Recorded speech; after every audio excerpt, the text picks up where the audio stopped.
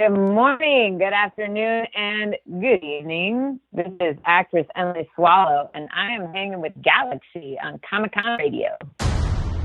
Look outside. Is the world more peaceful since the revolution? I see nothing but chaos. We must restore the natural order of things. Don't you agree?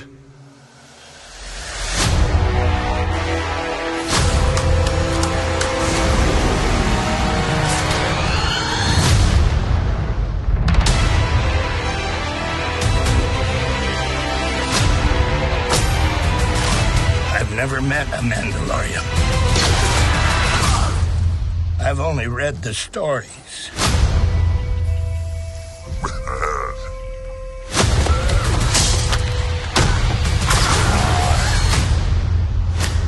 The Mandalorian in one word, loner. Mandalorian is a lone wolf. A mysterious Lone Ranger. Did you say Lone Wolf? Yes. Oh gosh. I stole That's that from okay. you? That's okay. The Mandalorian is somebody who lives in armor and keeps that armor between him and the world that he lives in. Grief Karga is the head of the Bounty Hunters Union. Cara Dune is an ex-rebel shock trooper who is a bit of a loner, traveling from planet to planet, just trying to survive. I would say what sets The Mandalorian apart from other Star Wars stories is that previous Star Wars films and experiences, the world of good and evil are very, very defined. Now that we're in a post-Empire, outer reaches of the galaxy kind of world, those lines are a lot blurrier. There's an unpredictability and danger to every aspect of the world. It just sort of keeps everything on its toes. What sets this apart from any other Star Wars stories is us. I think it's just its own thing that can still tie in, just like I think they all can tie in, but it's kind of a fresh new story. There's a run-on sentence. Oh man, you said us. I think you use that. You could use that, absolutely. Or I meant you could us. Us. There you go. That's what I meant.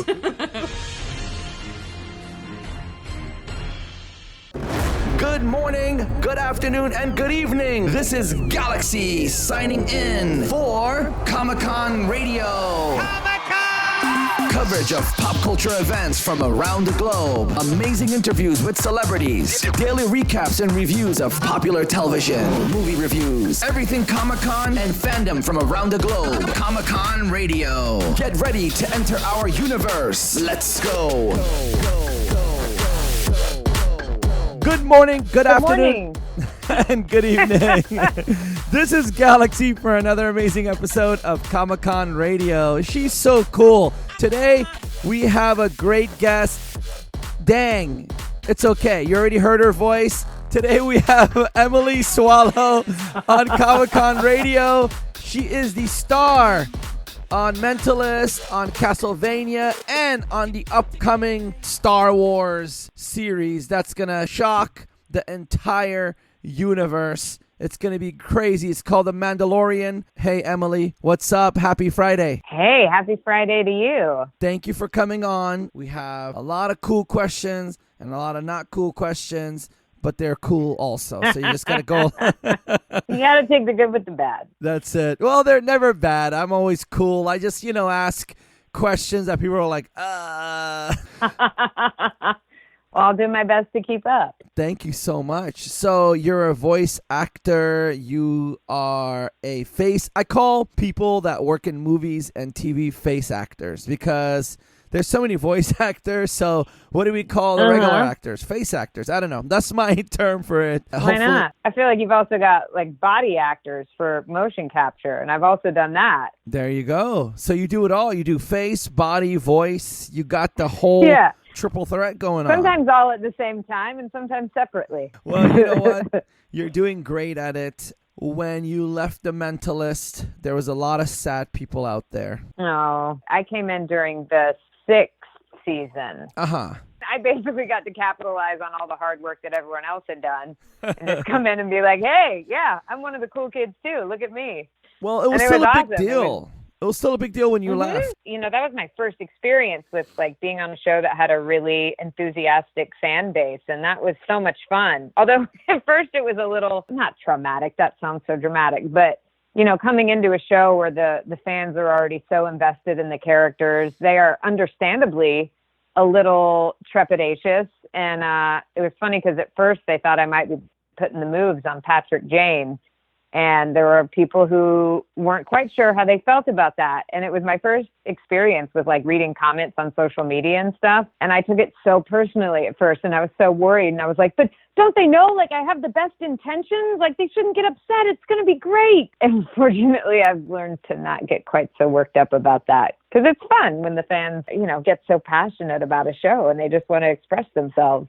Well, yeah, fans are passionate, especially with shows that become iconic and they build these connections with that they cannot miss a episode or anything, and they hold you, a character on the TV series, very close to their heart. You become beloved to them, and the comments start pouring. And if you're not used to that, especially in the world like the Comic-Con world, the fandom universe, anything that builds a fandom, there's a lot that goes with it. You have a lot of responsibility. You're basically portraying something to somebody that really means so much to them. So that was probably your first experience for you, huh? It was, yeah. Wow. Well, now you're used to it, right? I am, especially with Supernatural, because it's the 15th season now, the last season. And it's a show that really has been successful because I think partly because it honors the fans so much and it understands like how much we owe to the fans for the success of the show. And that was my first experience with doing conventions and stuff. And it was so exciting to find out like what the show meant to people and how it helps them tackle difficult things in their lives and the community that they form. A lot of the fans like make friends at the conventions and they only see them at the conventions. And so it's this exciting time for them when they get to come together in these different cities and connect over certain characters. And that was such an exciting thing to be a part of. And I had no idea when I was going in to do that show in season 11, that they'd already been going for such a long time. I had no idea it was going to be that exciting. And that part of it's really continued because I just love like the community that I've gotten to meet through the conventions. And it's something that I look forward to. Absolutely. Pretty rad. Oh yeah. Supernaturals is an iconic TV series. It's sad it has to go, but it's about time. You know, it's been around over a decade and a half, and you were on an entire season, so you should be proud of yourself because almost every actor that's out there has been on Supernaturals or that's trying to make it in Canada. But they've been on one episode, and then Supernatural had this thing where they'll probably bring you back 3 years later or 5 years later. But you were there for an entire season, 13 episodes. That's and now pretty cool. I'm back this season. Oh yeah, you are. Yeah. You So are. that's cool to get to be a part of, like, kind of tying up the story. I think it's great that they're going out on a high. They are. They're doing that big deal, getting out when we're on top type of thing. I think Supernaturals, if they go on another 5 years, they'll still go out on a high because they built such a huge following. Here's the thing. Supernaturals, filmed in Canada years ago.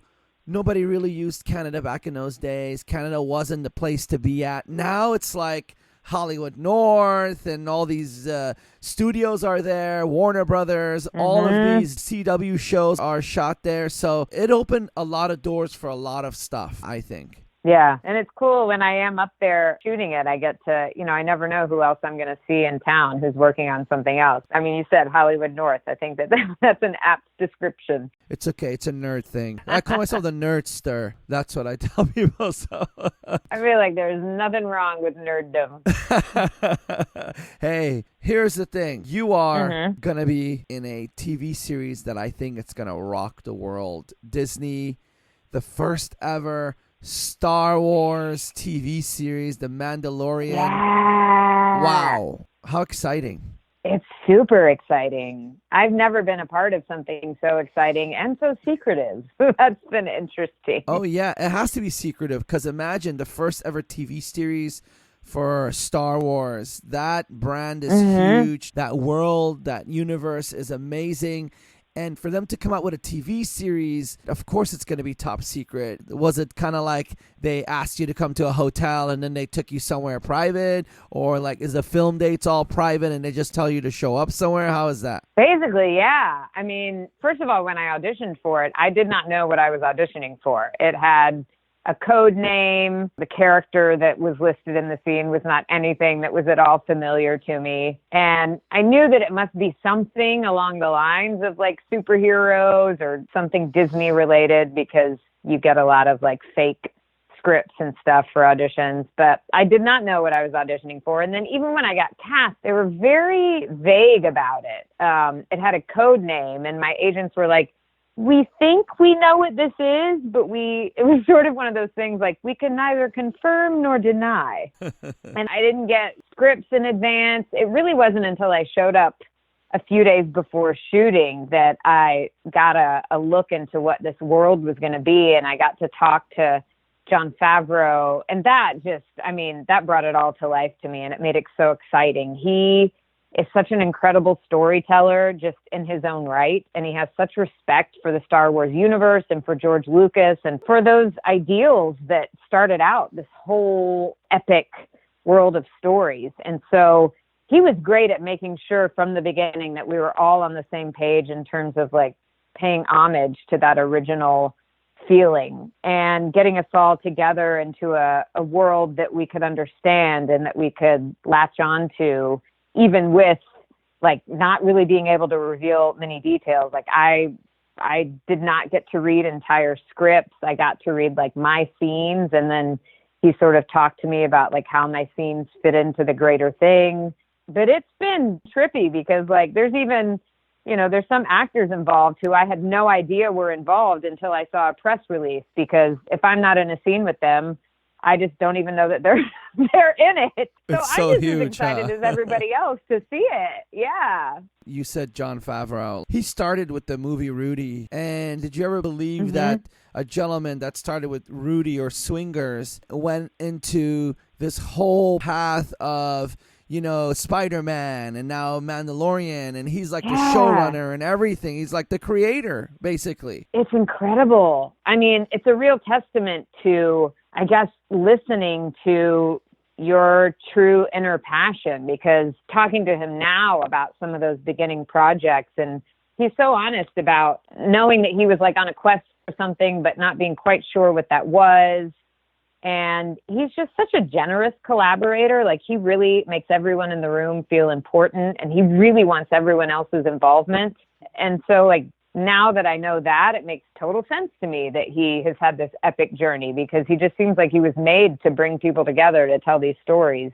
But yeah, it's one of the more interesting routes I've ever seen. And there was one day that I was doing some ADR for some of my scenes in The Mandalorian, and I was in New York in a voiceover studio, and I was on the phone with one of the directors in LA, and then John was also on the line, but he had to keep jumping in and out because he was doing like final sound mixes for The Lion King. So let's not forget he's also taking on that whole huge thing. He's just absolutely incredible. Oh yeah, he was just named Disney Legend at D23 Expo. And to be called a Disney Legend while you're still alive and you're in your early 50s, it's a crazy thing. He's still a young dude. He can still run around, and he's called a Disney legend. And not to forget all the Iron Man, and, how he also plays as Happy Hogan, and he also directs. He's also an amazing chef. Like, there's nothing he can't do. Well, you are in a lucky team, my lady. You are. I am. I feel that. Amazing show. You know that this show's going to change the world. It's going to change television. It's going to be something so huge. Like, people are just dying over it right now, and you're fifth in row in your name on the TV series. See, I talk about that.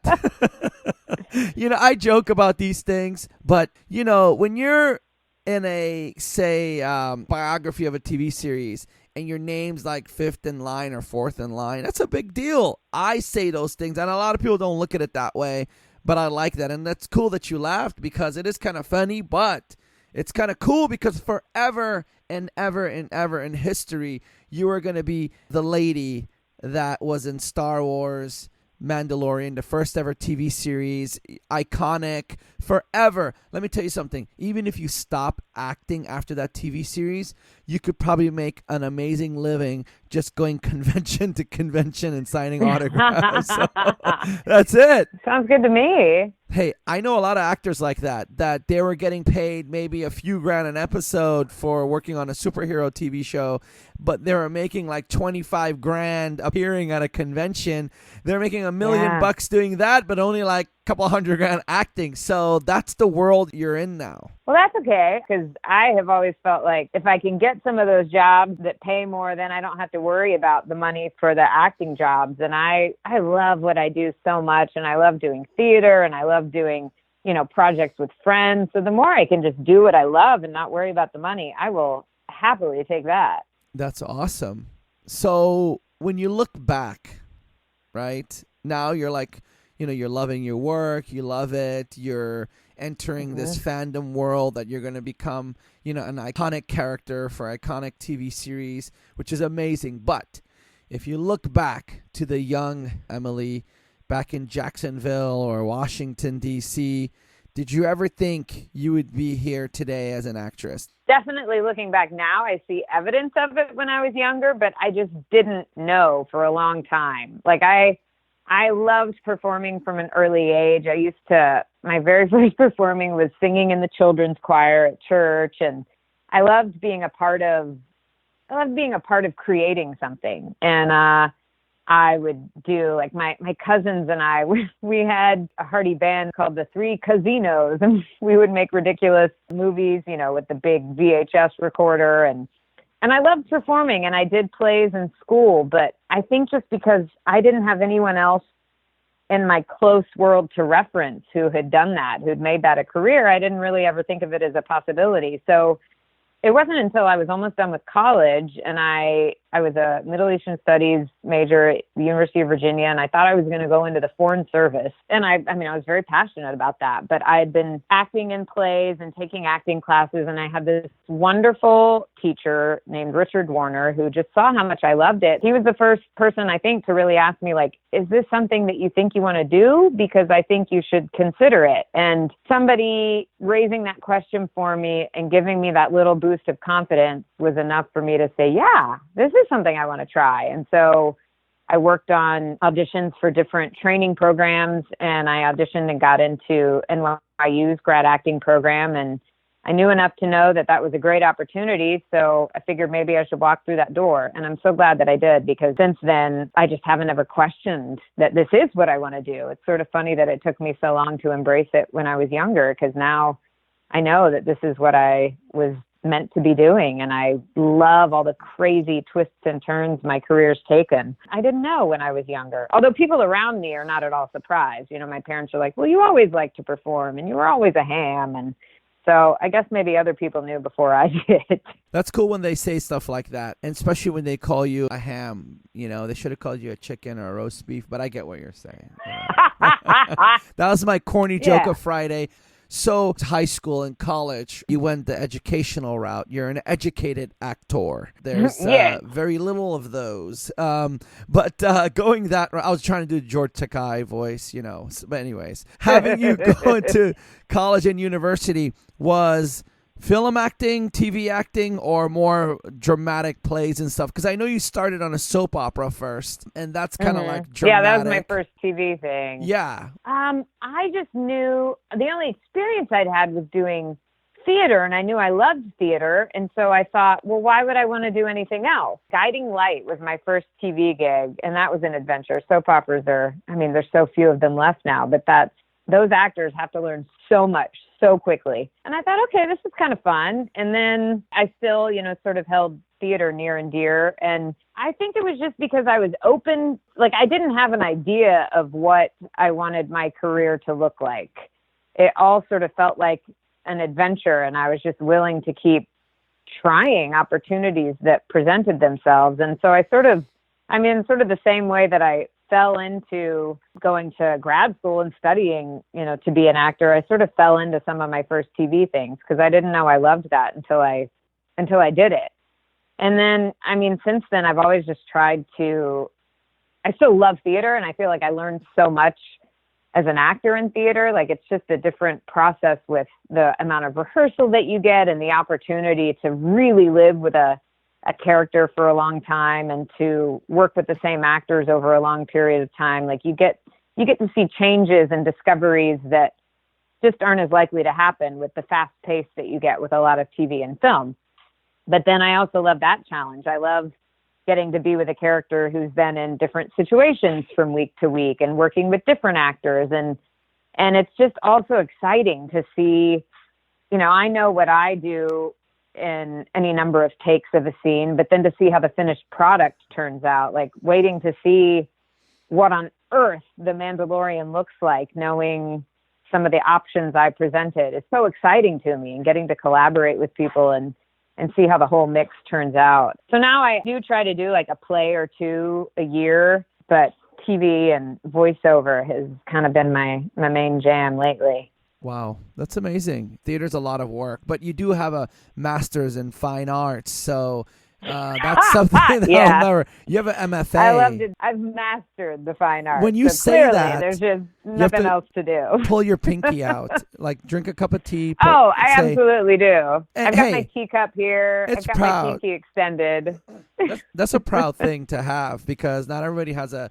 That means that you went to college, you got a degree in theater or this shtick that we all do, and then you went to another level and you got your master's, which is amazing. And that's why you do theater stuff still every year. And I got to congratulate you. You got married in 2018. Congratulations. I did. Thank Yes. you. Yeah. Yes, and he's Yeah, in we theater. made it.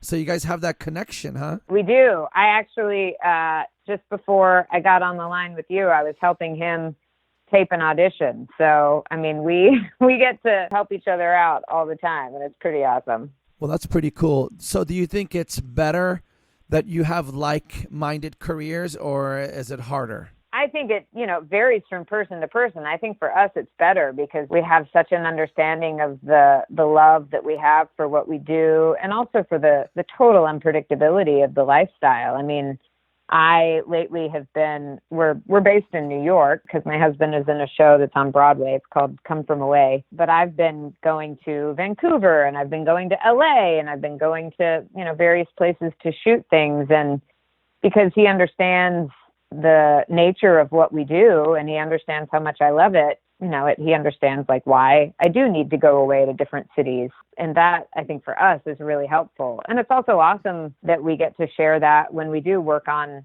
auditions together, or when we get to perform together. That's something really special. So for us, I think it's great that we're both actors. It doesn't work for everybody, but I definitely like it. Well, it's lovely that it works out. And again, congratulations. I'm very happy for you. Now, let's talk about Mandalorian. Pedro Pascal, Gina Carano, UFC. Nick Nolte. Mm-hmm. I don't even understand what he says, but I love him. He just, talks, and I see his hands moving. I'm like, yes. Yep. And, Giancarlo Esposito, I love that guy. He's on another TV series. I think it's called The King of Harlem. Yourself, Carl Weathers, Omid Abat. He's in American Gods TV series. American Gods, yeah. Yeah, Werner Herzog and Taika Waititi. Now, I love him. I just don't like saying his last name. It makes me fun. giggle. We're like, yes, let's go. But anyways, you're among some amazing people. I know it's not good to say this, but who is one of the actors on that list that you're co-starring with, that you're in the same line in on Wikipedia? Who is one of the coolest people that you were like, yes, I wish I could work with one day? Definitely Giancarlo Esposito, because I, like so many people, was a huge fan of Breaking Bad, and he was just epic on that. I mean, it's hard to pick, but he is somebody whose work I really admired going into it, and finding out that I was going to be associated with him was pretty exciting. But then also, I mean, Taika, I've been such a fan of, I did an episode of Flight of the Conchords way, probably 10 years ago now, when it was on HBO.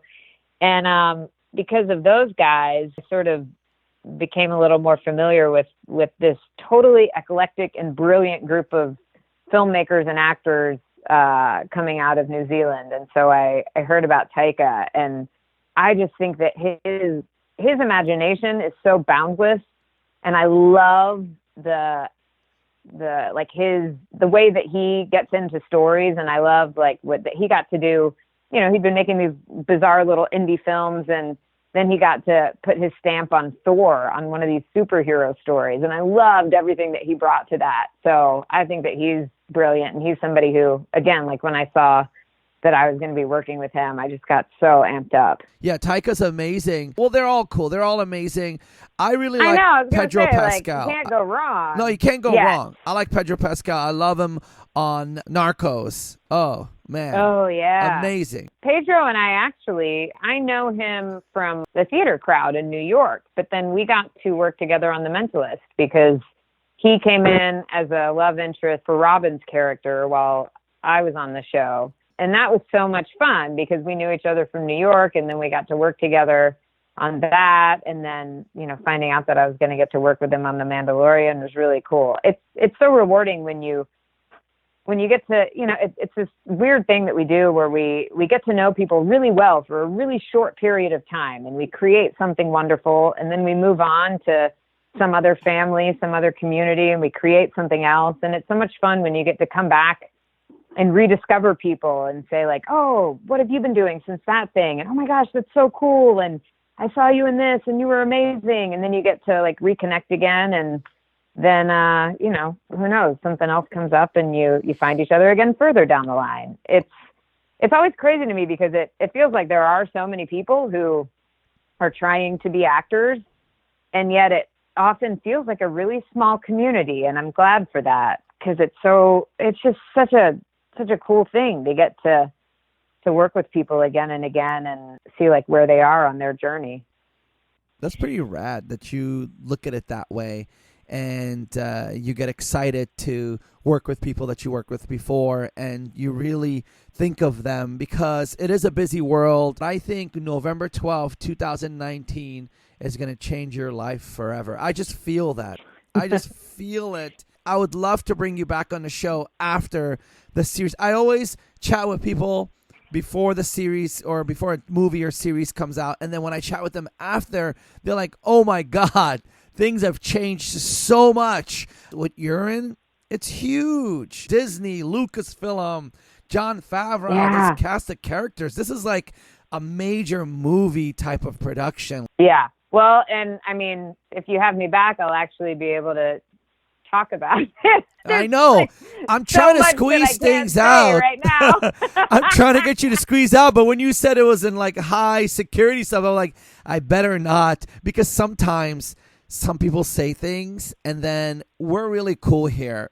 Not everybody's like that, but we're cool because we've been around a long time. We know everyone, and we don't want to release things when it's not supposed to because our own fans will tell us, hey, why did you do that? So we like to keep things on hush, but every now and then some squeezing is good. So we get some little OJ coming out. Now, you know, one thing that I just want to add that's not giving anything away, but one of the coolest things to me about working on this, even with all of the mystery and all of the things that I didn't know, from the first day that I got to set, there was just this feeling of like childlike excitement amongst everybody because of how much we all love the Star Wars universe and how excited we were to get to play in that world. And it felt like even with all of the money and all the like expensive, you know, sets and special effects, and you're not allowed to say this or that. Like the thing that bound everyone together was just this feeling of really like childlike glee that we were going to get to play in this world. And that was really cool, that it didn't feel like it was some, you know, big, serious, capital B, capital D, like big deal. Like we were just there to play and to create something really cool. And that was awesome.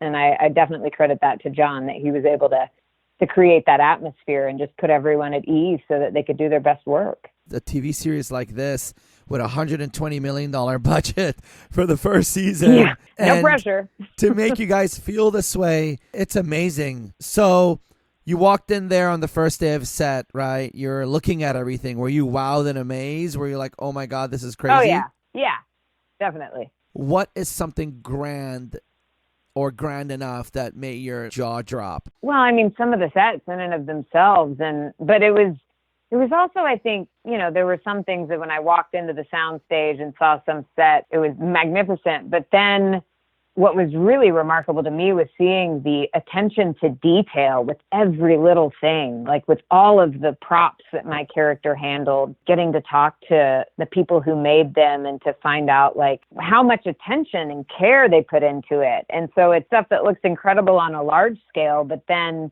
when you do get to look at it up close, it's just as completely unbelievable. Like people put so much care into every aspect of creating this. And so that was pretty awesome. People right now that's listening are like, oh my God, I wish I was there. They wish they were you. All these tens of thousands of people right now are like, I wish I was her. But your character on the show, what's the premise of your character? Like, who are you? I'm not allowed to say anything. I know. I was like, is there like any, like, I found out I'm not even allowed to say, what episodes I'm in. I can't tell you my name. There's nothing that I can reveal. And yeah, I mean, my character's really cool. I'll say that, but that's all I can say. No, I know. You can't spill the beans because it'll ruin the TV series. But you know what? I thought you had a scone and a cup of coffee and you're calm and a little bit of oil leaks out. It's okay.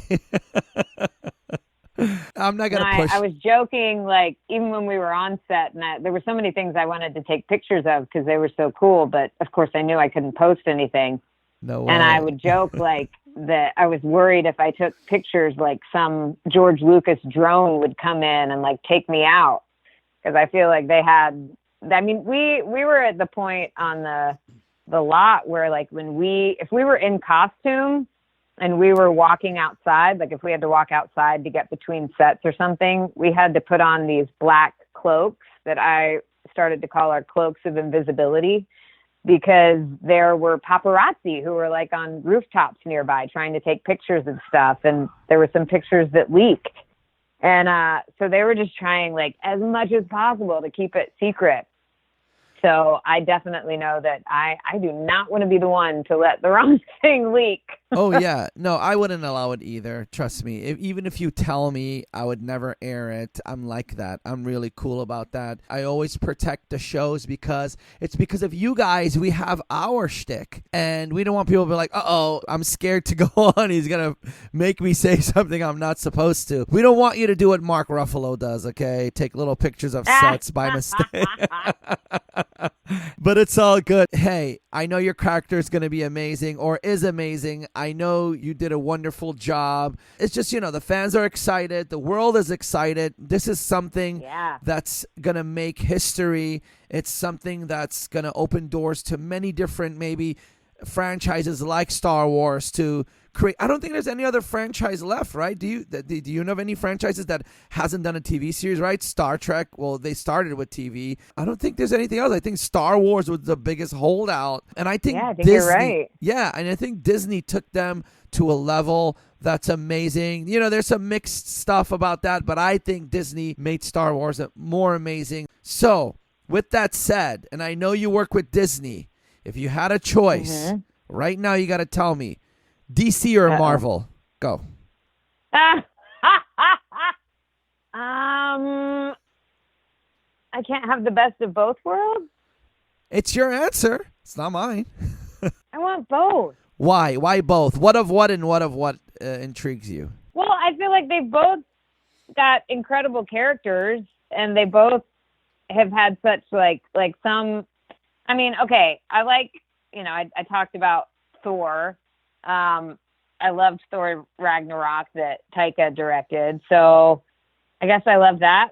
All right, I'll go with Marvel because I love Iron Man and I love Thor. I love all those characters. But if you said like, hey, let's go see a DC movie, I'm not going to say no. Of course not. Because, you're an actor. You got to say yes to everything. Now, my personal feelings are different. I love both. I love everyone. We have Marvel shows on the network. We have DC shows on the network. We're cool with everyone. But I love Marvel movies and I love DC television. That's my opinion. But who cares about me? No one cares about me. They care about you, Emily. Well, I care about that because I like the distinction you make. Like, I was just trying to think about the characters in which I would choose. But I do love, because they're two different things, right? Like, we go to the movie theater and we want to see something on a larger scale. But I love, especially with all the streaming services and the way that stories are being told now with shorter seasons on TV.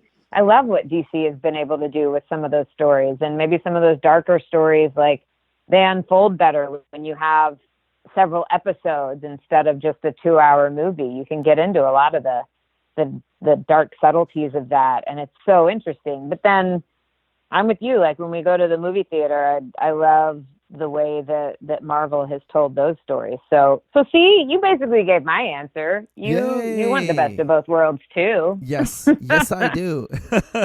Well, you said it right. You said it great when you said that, and that's an amazing opinion. Now, another question, which everybody probably wants to know: do you believe in ghosts? Yeah, I do. Okay. Why? I was like, is that it? I can't say that I've had any one-on-one encounters, but there's just too many stories that friends have told me. And I think I just kind of like the idea. I like thinking that it's a nice way to explain some unexplained things. Like your shoes missing. That's your husband, okay? Your socks. Holes in your That's socks. probably my dog, yeah. That's your dog. Yeah. Well, it's kind of... What an interesting question, though. Why do you ask that? I ask those questions because I want to know where people's minds are at. And I hear some crazy stories sometimes. I have some guests that when I ask that, now I don't ask it to everybody. I only ask it to certain guests. I don't know. I just get a feeling, hey, ask. And when I ask it, they come up with some crazy stuff, and you wouldn't believe. There's some people that have felt ghosts when they're on set, or they've been in their trailers and they hear knocks and noises. So you get some kind of cool stuff out of it, because it intrigues people. And sometimes to hear these kind of stories on set and stuff like that, or while they're filming at a crazy asylum or something. Yeah, I ask that sometimes, and some people laugh and some people are like, I don't want to say it because I might sound crazy. When you're in the Comic-Con world, nothing's crazy, Emily, okay? Nothing. No, I have learned that. Good gracious. I've heard some stories. So, in the future, I know you're working on this amazing project, or you already did work on this project that's coming out November 12th. What else is in the works for Emily right now? What do you have? Any future projects you could share? Yeah, well, sort of current and future. I've been and will continue to be recurring on a show on CBS called SEAL Team. So that's been pretty fun. I may be going back for more Supernatural. And then I also, just in the immediate future, have some music stuff lined up. I love to sing and have gotten to continue that. And I'm going to be over in Germany at a music festival right after I'm going to see the Mandalorian premiere and then get on a plane to go to Germany and sing a little bit. So nice. that's the immediate future, yeah. Wow. So how's your singing going? Because I do see some videos here and there of you singing, and it sounds really good. You sound good. Thanks. Yes. I've been feeling like I want to put more time and organization into it and maybe record an album. Most of what I've been doing lately is just performing live when friends ask me to, or when we get to do a lot of that at the Supernatural conventions, because there just happen to be a ridiculous number of actors who've been on that show who are incredibly talented musicians. So we like to sing together. But yeah, I've been feeling like I want to put kind of more focused energy into that and maybe do an album. So if I can get my act together, I will do that. This is a time right now. You need to put an album out right when The Mandalorian comes out. Start working on I'm telling you, work on your album and just put it out, because I'm going to tell you one thing. Not only that you have a great voice, and then you sing at different conventions with other stars. I've seen some of those as well. Put all that aside, just the oomph of this Disney Mandalorian series and the huge fan following that's going to come from it.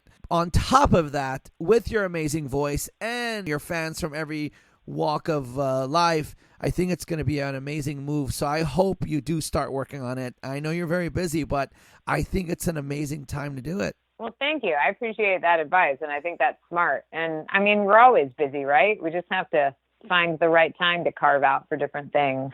Well, you know what? We hope you can carve out that, and I would love to see an album out because, look, if you're saying album, that means you have songs in mind. That means you have things you want to do.